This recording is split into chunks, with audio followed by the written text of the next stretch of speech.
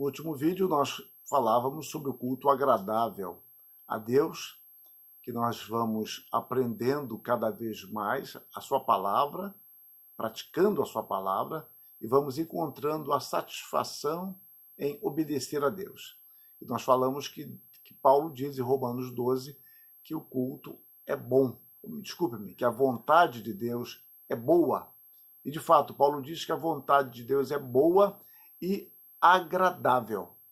E a palavra usada por Paulo prescreve sempre o sentido de agradável a Deus, quer direta, quer indiretamente, por estarmos obedecendo aos seus preceitos. A vontade de Deus não tem o propósito de nos agradar num plano puramente superficial. É como alguém que dá apenas um dinheiro para o filho ou um doce para um filho pequeno, para ele não incomodar mais, para sair de perto. Não, esse é um agrado apenas superficial. Deus, ele não quer nos agradar superficialmente. E vamos ver como isto ocorre.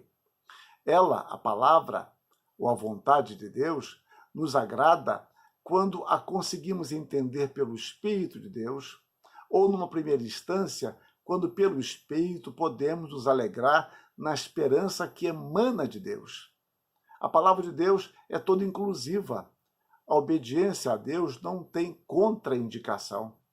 Nunca seremos infelizes por obedecer a Deus. A obediência não gera equívocos, desequilíbrio ou frustração. A palavra de Deus e suas promessas permanecem para sempre. Deus mesmo levará a cabo seus desígnios.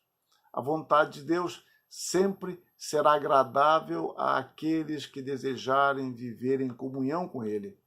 Portanto, quando assim oramos, faça-se a tua vontade ou seja feita a tua vontade, estamos dizendo, Senhor, faz a tua vontade, pois sei que na medida em que eu me consagrar a ti, mais prazer terei na tua palavra, mais agradável ela será a mim, como é para ti.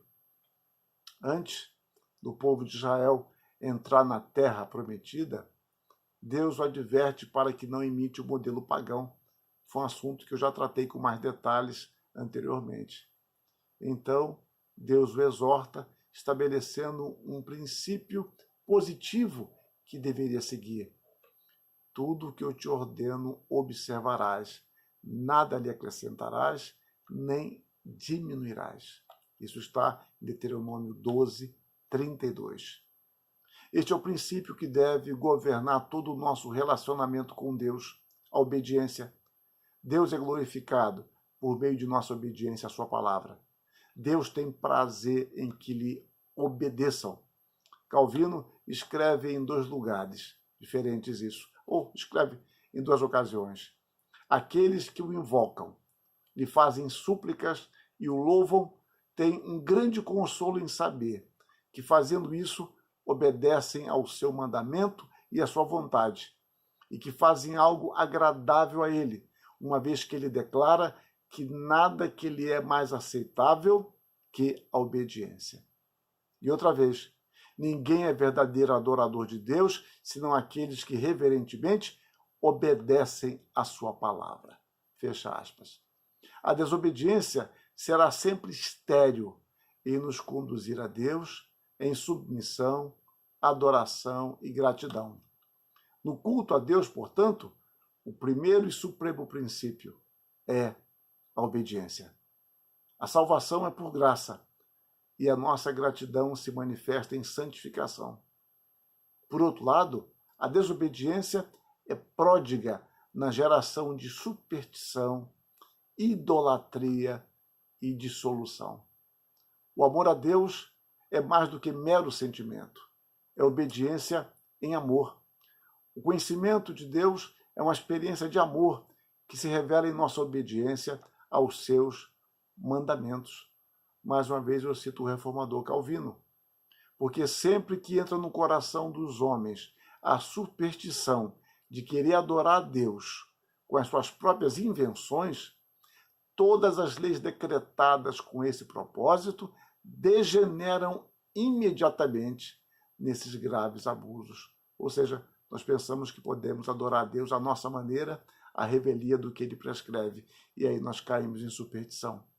E diz mais o reformador: deve-se defender a obediência como a base de toda a verdadeira religião.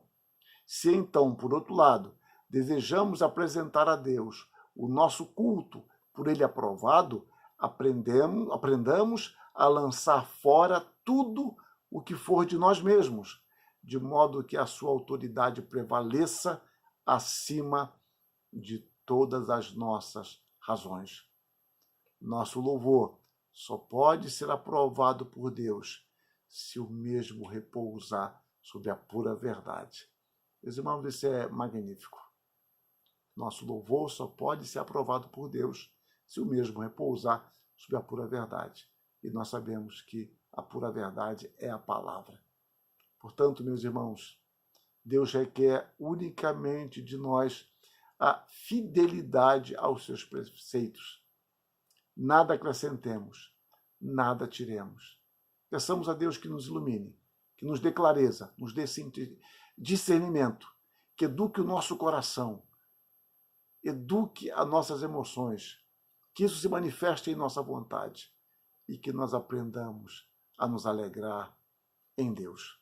E isso nos basta. Que Deus nos abençoe. Amém.